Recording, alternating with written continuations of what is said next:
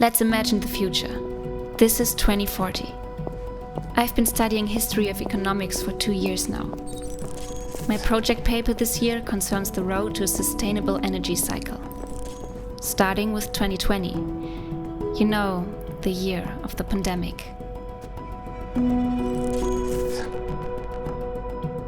My best friend studies engineering in Bilbao. The way Europeans have produced energy has substantially changed since 2020. My task is to find out which factors have made hydrogen a pivotal part of this process. I will look at 3 key components of the hydrogen cycle. Components which made the technology a success. Hey Maria! Hi Marlene! Can you help me with some of the questions I had? Yeah, of course. Hydrogen had been a sleeping beauty for years, when in 2020 the EU kind of rediscovered its potential. A comprehensive strategy was set, and what was the forever prototype actually became a feasible reality and a European success story.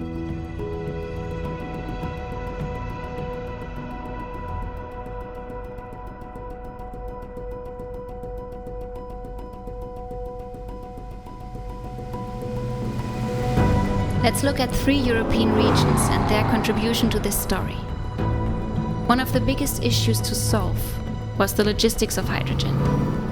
A flammable gas which only stays liquid at temperatures below minus 250 degrees or under pressures exceeding 800 bar.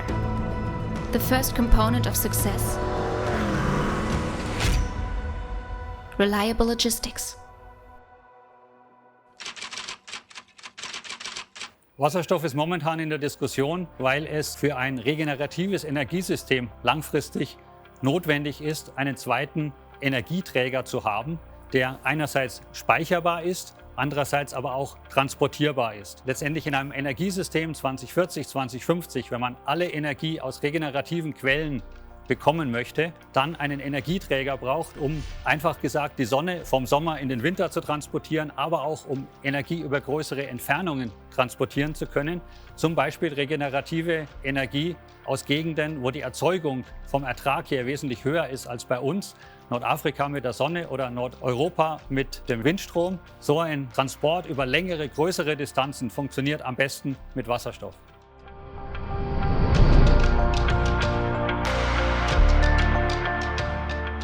Ja, ich glaube, zunächst mal ist die politische Überzeugungsarbeit eines der wichtigsten Themen, was wir tun müssen. Wir sind hier auch auf Berliner Ebene, auch auf Brüsseler Ebene unterwegs, um hier die Akteure dazu zu bewegen, möglichst überregional Wasserstoffstrategien aufzusetzen. Wir gehen auch mit konkreten Förderprogrammen rein. In Bayern haben wir unser Wasserstofftankstellenprogramm, wo wir bis 2023 100 Lkw-Tankstellen bauen wollen. Wir haben momentan konkrete Projekte bei Elektrolyseuren, bei Brennstoffzellenherstellern, auch bei Brennstoffzellenherstellern für Lkw und Busse, wo wir gezielt jetzt auch realisieren wollen. Nicht mehr nur Grundlagenforschung, die ist schon gelaufen, die läuft weiter, aber jetzt müssen mal Projekte, die man anfassen kann, die dann auch technisch funktionieren, realisiert werden.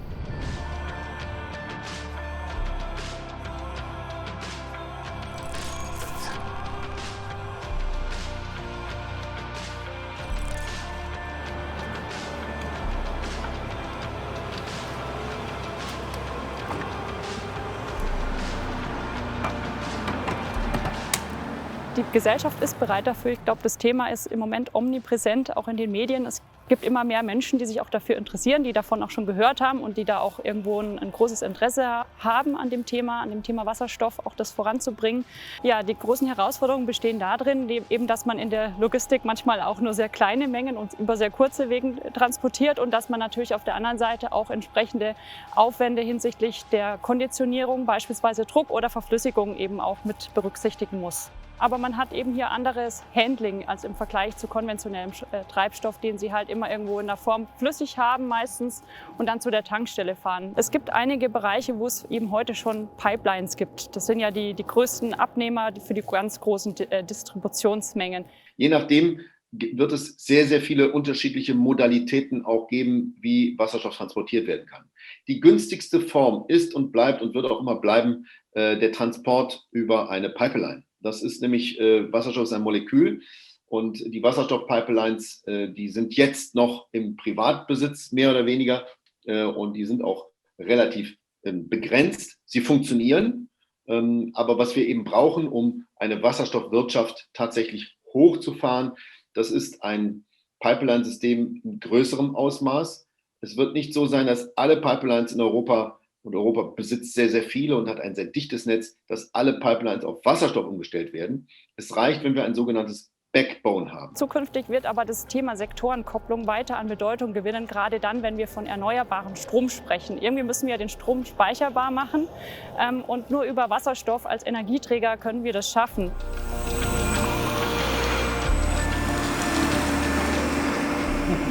The question really was, how to transport large amounts of the gas to every corner of Europe, to make it readily available at any location. Small and medium companies were looking for innovative solutions.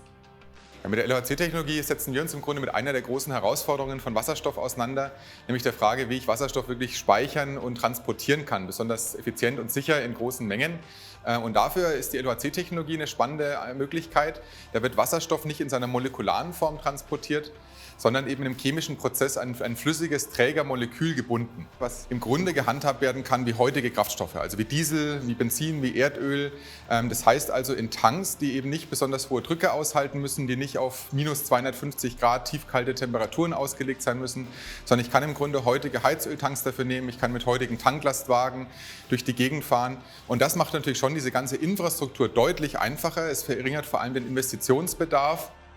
Ja, wir glauben, dass unsere Technologie insbesondere auch wirklich für großskalige Anwendungen in Zukunft eine wichtige Rolle spielen kann. Und das ist ja eigentlich eines der zentralen Themen auch der Wasserstoffwirtschaft, nämlich die Frage, wo bekomme ich denn wirklich riesige Mengen grünen Wasserstoff zu niedrigen Preisen her? Und das ist schon ja eines der großen Themen, wenn man wirklich mal über ganz Deutschland, ganz Europa, über die ganze Welt denkt, was ja eine der größten Hürden auch für Wasserstoff ist, weil natürlich eine Infrastruktur für mehrere hundert Bar weltweit nicht existiert. Aber wir haben weltweit eine sehr gute Infrastruktur für Flüssigkraftstoffe und das wollen wir nutzen.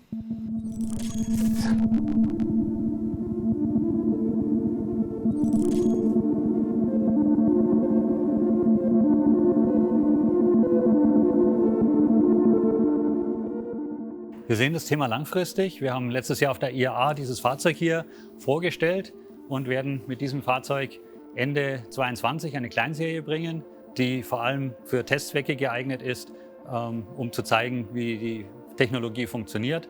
Einen Serieneinsatz dann mit Kundenfahrzeugen sehen wir frühestens in der zweiten Hälfte dieses Jahrzehnts. Also ich glaube, dass die Hersteller auch alle taktieren und etwas abwarten, was bringt denn die Konkurrenz.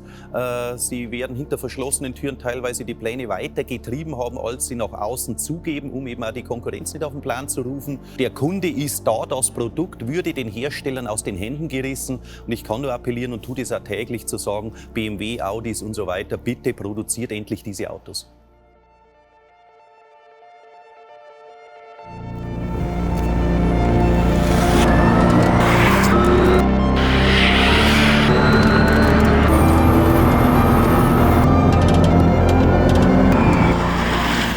Ammonia and methanol were considered somewhat rogue ideas, but some engineers believed them to be the golden bullets. Natürlich macht die Natalie Spaß und man kann damit 300 km/h fahren, muss aber nicht sein, das braucht man auch nicht.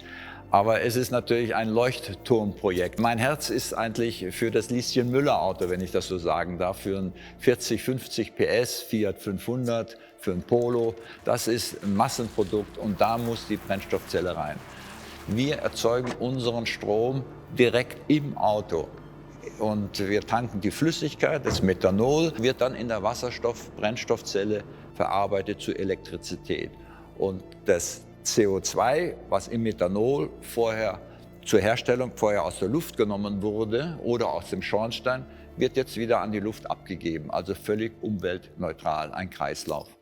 Andere Formen sind in der Tat Derivate, die ein leichteres Handling ermöglichen. Da erscheint mir im Moment die attraktivste, weil günstigste und zirkulärste Form das Ammoniak. Ammoniak ist eben die Verbindung aus Wasserstoff und Stickstoff, der in der Luft ja auch unendlich verfügbar ist.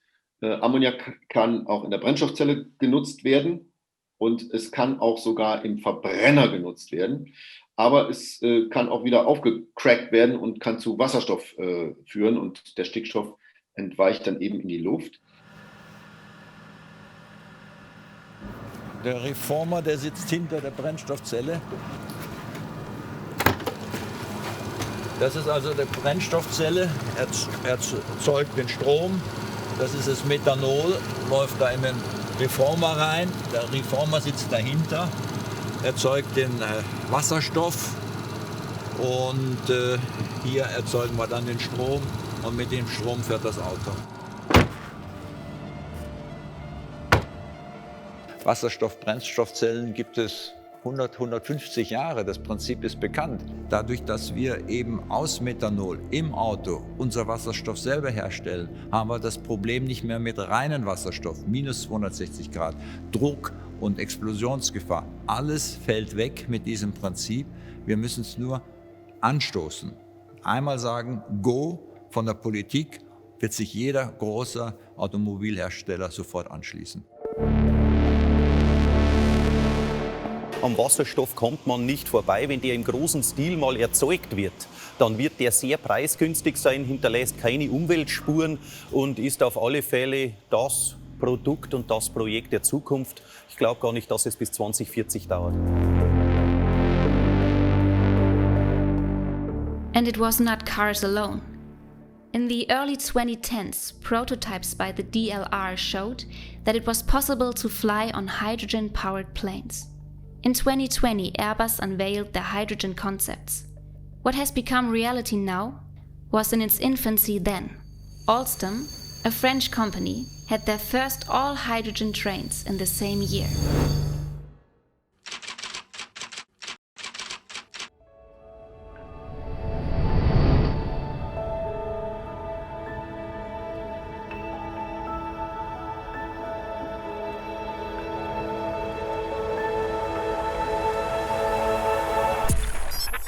To make these machines work reliably and sustainably, highly developed fuel cell stacks were needed.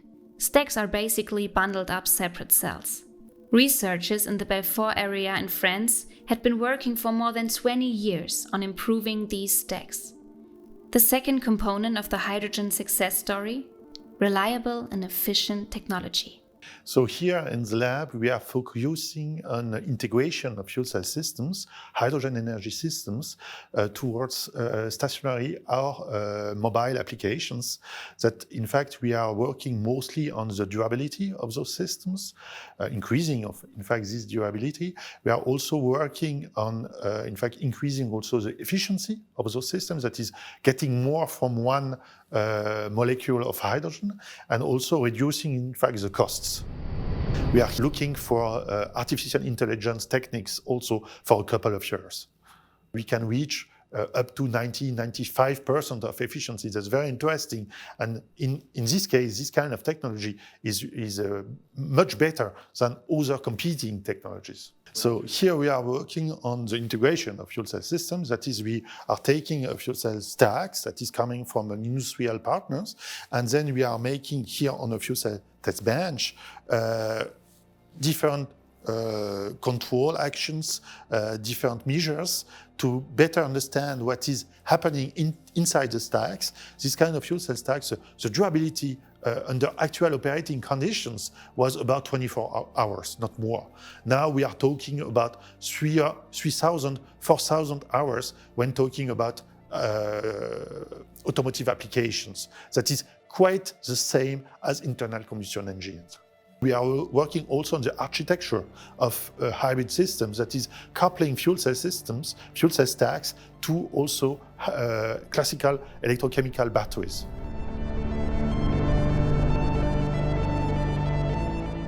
H2C sells hydrogen gensets, so we are aiming to replace gasoline gensets.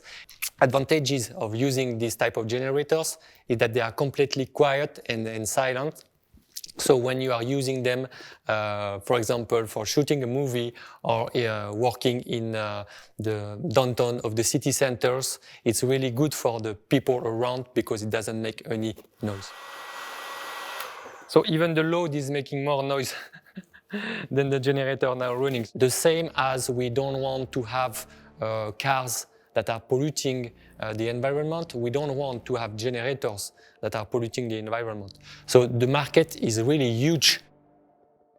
There is a really push in politics nowadays, but it was also it's very specific here in Balfour because the activities also were launched at the beginning of 2000s based on a real local political push.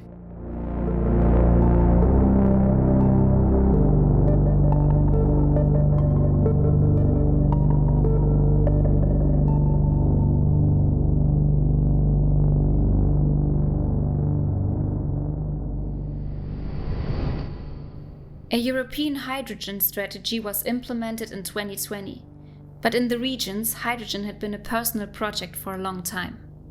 Alors déjà, moi, je me bats pour l'énergie depuis le début de mon entrée au Parlement européen. Je suis vice-coordinateur de la commission industrie-énergie au Parlement parce que je crois beaucoup à ces thématiques. Et j'ai été bercé, moi, dans ma famille, par ces thématiques-là depuis 100 ans, puisque ma famille travaille depuis 4 générations. Et donc, ça me semble important que cette énergie nouvelle, qu'est l'hydrogène, qui a un potentiel énorme, on lui donne toutes les chances de réussir en Europe. Et c'est ça que j'ai au fond du cœur et que j'ai envie de porter auprès du plus grand nombre. L'hydrogène, on considère que c'est à peu près 2000 milliards d'investissements qui vont se dérouler dans l'Union européenne jusqu'en 2050. Donc c'est pour moi l'énergie principale à développer, à côté d'autres énergies complémentaires. Mais la masse d'énergie va être produite à partir d'hydrogène. Donc ça veut dire également que nos industries doivent être capables de se reconvertir pour arriver à un autre niveau de développement. Ici, c'est la vallée de l'énergie depuis 150 ans. Maintenant, cette vallée de l'énergie, ça va être la vallée de l'énergie qui va reprendre l'hydrogène. Alors, au niveau du Parlement européen, on est pratiquement tous convaincus de l'intérêt de l'hydrogène. Donc ça, c'est vraiment très bien, c'est transversal, c'est dans tous les groupes politiques. Après, maintenant, il faut convaincre que l'hydrogène, il doit être propre, il doit être décarboné, il doit être zéro carbone. Maintenant, l'hydrogène, ce n'est pas le futur, en effet, c'est maintenant. L'hydrogène, c'est le présent. Il y a des centaines de milliards qui sont en train d'être investis dans tous les pays. C'est le moment de profiter de ce créneau pour avancer, parce que c'est comme ça que l'Europe sera une nouvelle fois exemplaire, en protégeant la planète, puis en ayant une économie très forte et très innovante. People understood that we really have to cut off our CO2 emissions. It's 4% per year. For France, if we follow the Paris Agreement, it means that we have to reduce our emission like we have done this year with this lockdown and the coronavirus. So this gives you a vision of how much we have to be fast to reduce our CO2 emissions. Hydrogen will play a big role, especially in transportation and high power. Why? Because when it comes to high power, we are having some locks if we consider only batteries. Because batteries, you need metals to build them, and they are difficult to recycle. You can store 100 times more on the same volume with hydrogen if you compare it to lithium batteries. Wir haben 104 Elemente in unserem Periodensystem und davon sind 1/3 sehr stark gefährdet. Also weil sie eben sehr stark benutzt werden. Ja? Ob das jetzt Kobalt ist und andere, insbesondere Kupfer, was man braucht, um Strom zu transportieren. Und hier geraten wir tatsächlich an eine gefährliche Wegscheide, denn wenn jemand mir erzählt, er sei ein Grüner oder ein Umweltfanatiker, aber er müsse unbedingt auf Strom bauen, weil das sei die einzige effiziente Form, ja, dann müsste ich eben diese 13 Mal Stromnetz ausbauen, dafür brauche ich Kupfer, das ist jetzt schon gefährdet. Es geht nicht. Ja, wir stoßen hier an physikalische Grenzen. Und deswegen müssen wir, und ich komme zurück zu diesen zirkulären Kreisläufen, wir müssen die Elemente einsetzen, die zirkulär nutzbar sind und die unendlich verfügbar sind. Also wie zum Beispiel Sauerstoff, wie zum Beispiel Stickstoff, wie zum Beispiel Wasserstoff. And in order for hydrogen to be used in trucks and other high-power situations, durable tanks were needed. Basically, it's very simple. We store hydrogen at a very high pressure from 250 bars to 700 bars. So it's basically 700 times the atmospheric pressure. The flow is managed by the controller device that allows the flows from the hydrogen tanks to go to the fuel cell. So hydrogen is today today and in 2021, we will deliver hydrogen systems for the most promising segments, commercial vehicles and light commercial vehicles, for customers such as Hyundai, PSA and Renault. We will also expand the manufacturing capabilities, and we target more than 100,000 tanks per year produced by 2025. It will allow to give competitiveness of the hydrogen vehicles to target the objective I mentioned, so about 3 to 5 million vehicles on the road in 2030. So we have a precise roadmap. The first milestone are today, and we have also the roadmap up to 2030. These were the predictions by McKinsey in 2018, looking at the possible benefits of hydrogen by 2050. A conservative estimate with only 18% of the total energy demand still put the market value of that share at $2.5 trillion and 30 million jobs, while reducing the CO2 footprint of the globe by 6 gigatons per year. So we also have to see that it's good for economy, because we are producing a job here in Europe. 70% de l'énergie produite en Europe vient d'autres continents. Eh bien, on pourra réduire cette empreinte énergétique à l'avenir. But in the 2020s, having recognized the economic need, even global players like the oil industry moved forward, if slowly.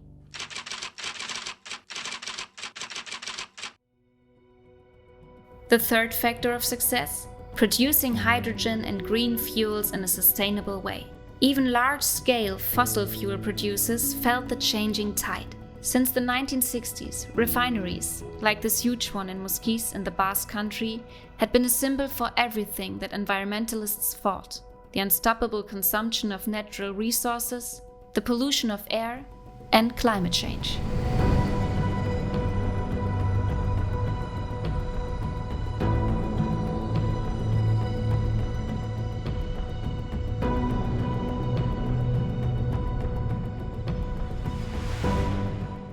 Estamos 100% prácticamente dentro del mundo de lo fósil. Esto no es sostenible a futuro, no es lo que quiere la sociedad y nosotros nos tenemos que adaptar.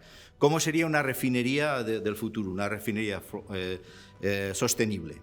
La refinería sostenible sería una refinería que, además de materias primas fósiles, fuese reduciendo la proporción de materia prima fósil y fuese incorporando otro tipo de materiales orgánicos que no fuesen fósiles. El hidrógeno nos va a ayudar a tener productos más descarbonizados, ¿no? Entonces, nosotros pensamos en el hidrógeno como tal, que está bien y es un vector, pero también pensamos en los combustibles sintéticos, en los e-fuels.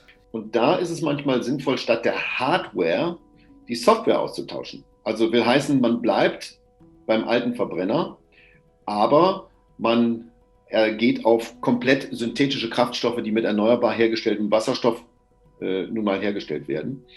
Und das ist ein völlig neuer Markt. Das ist eine Idee, Net Zero zu erreichen, unter Beibehaltung existierender Hardware, was ja, wenn man jetzt mal nachhaltig denkt, durchaus auch Sinn macht. Aber es wird sich nicht so schnell ausgehen, würde man auf Österreichisch sagen, dass alles sofort ausgetauscht werden kann. Und in der Zwischenzeit muss man eben tatsächlich mit diesen Lösungen arbeiten, mit diesem synthetischen Kraftstoff, für eine gewisse Zeit. The electrolyzers that produced hydrogen were powered by solar or wind energy, collected in spots like this, Bilbao Harbor. Este es nuestro proyecto, que son una planta de combustibles sintéticos.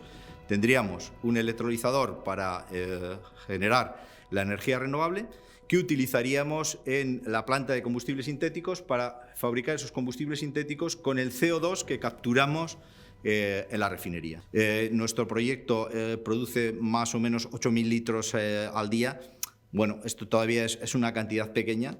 La idea es probar con este proyecto, con esta planta de demostración, y si la planta funciona y como cabe esperar, hacer un proyecto ya en 2026, empezar con un proyecto ya de 500.000 de toneladas. Eso sería ya un gran proyecto. Aipatzen genituen azpiegiturak, Bilboko portua Europari begira eta Europako iparraldea begira, ikaragarrizko aukera bat da hidrogenoa sortzen dana edo sortu daitekena Euskadin baita ere Europara eraman ahal izateko.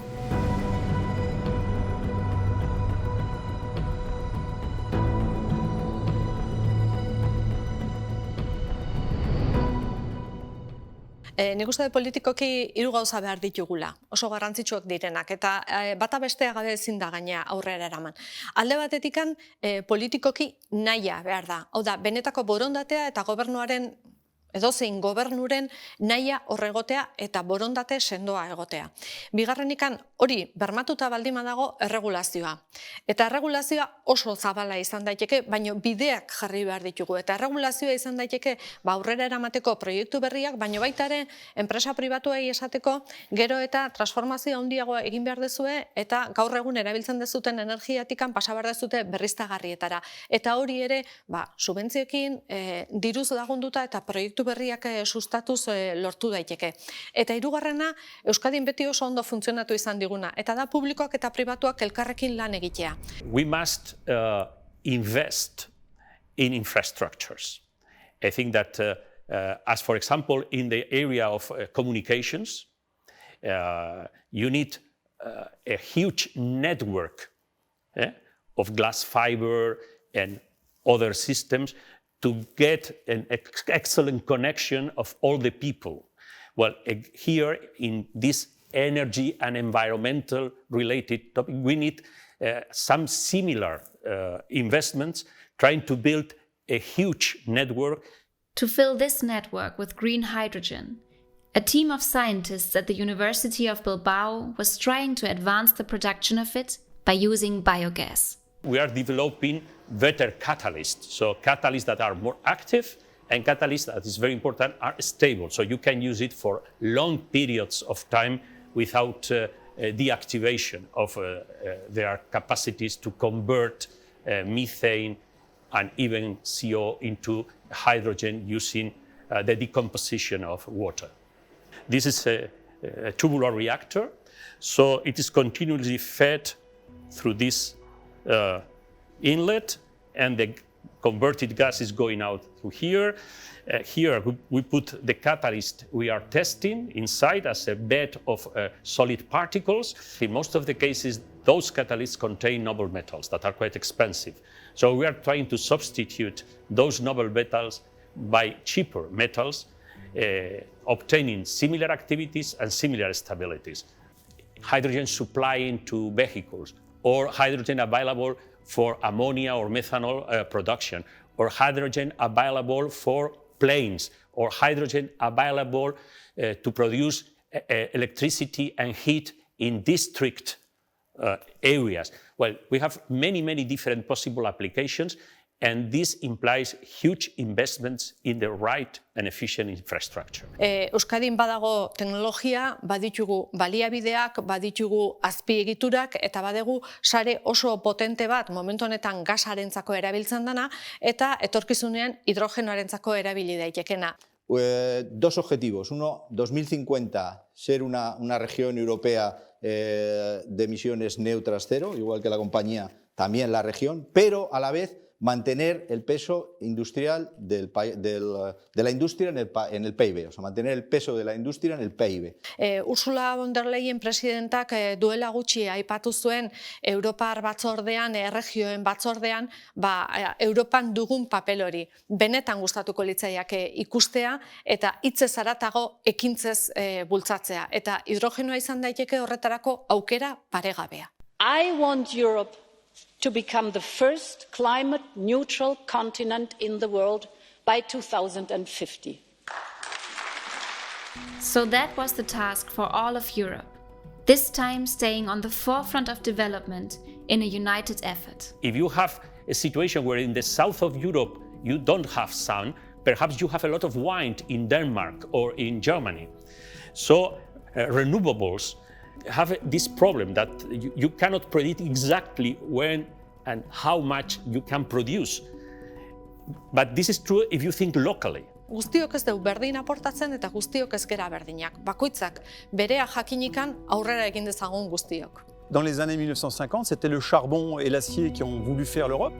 Et bien maintenant, on va réussir à construire l'Europe grâce à l'hydrogène, qui peut être construit, utilisé, créé dans chacun des pays et qui peut également faire des développements transfrontaliers à plusieurs pays grâce à l'Alliance européenne de l'hydrogène que la Commission européenne a lancée, qui oblige les pays à travailler ensemble. Et ensemble, on est beaucoup plus fort pour développer l'hydrogène. To work together, European countries, faster, because together we will be stronger and faster. Auch ein Gasnetz, das sukzessive umgestellt wird von Erdgas heute auf Wasserstoff, ist ein europäisches Gasnetz. Und sowas geht einfach nur im gesamteuropäischen Kontext. Hier sind Standardisierungsthemen mit dabei, aber natürlich auch gemeinsames Agieren, koordiniertes Agieren über den gesamten Kontinent. Una gran apuesta, la mayor parte de los países han apostado, la Unión Europea, la Comisión ha apostado, con lo cual yo creo que tenemos ahí una gran apuesta como europeos por el tema del hidrógeno y una gran oportunidad de ganar esta carrera, ¿no? Hemos perdido otras, vamos a ver si la carrera del hidrógeno sí que la ganamos. Ich bin überzeugt, dass Europa damit einen ganz neuen energiepolitischen Grundsatz entwickeln kann. Bisher war ja die Spaltung irgendwo auch zwischen den Atomkraftbefürwortern und dann den Kohleländern. Wie geht es jetzt weiter? Aber gegen Wasserstoff kann keiner was haben. Das ist nur sinnvoll. We need to have a real push in over the next 20, 40 years. Will succeed if it is planned not locally, but it's guided by an overall strategy covering all Europe. Da kann die EU auch wirklich eine treibende Rolle annehmen und vielleicht auch was beitragen zu dem ganzen Integrationsprozess und vielleicht auch einem gemeinsamen Zusammengehörigkeitsgefühl und Kultur. I think we have all identified all the ingredients, the mechanism, the willingness, the recipes, but what we need to do now is to start cooking very quickly and make it a reality. Ich sehe, dass eine europäische Wasserstoffunion tatsächlich eine Grundlage für eine Friedensunion sein kann und ich bin sicher sein wird. Nur das Go machen, einfach den Mut haben. Beraz nik uste dut, formula magiko horretan osagai guztiak ditugula. Orain tokatzen zaiguna da garatzea ahalik eta azkarren. Tren hau pasako da eta pasatzen ari da eta bertan egon behar dugu bai ala bai. A concise and united plan, covering all sectors and all steps of producing green hydrogen, led to the sustainable and nearly CO2-free economy we have now in 2040. This is more science than fiction. It's within our reach. It's a project to reconnect Europe.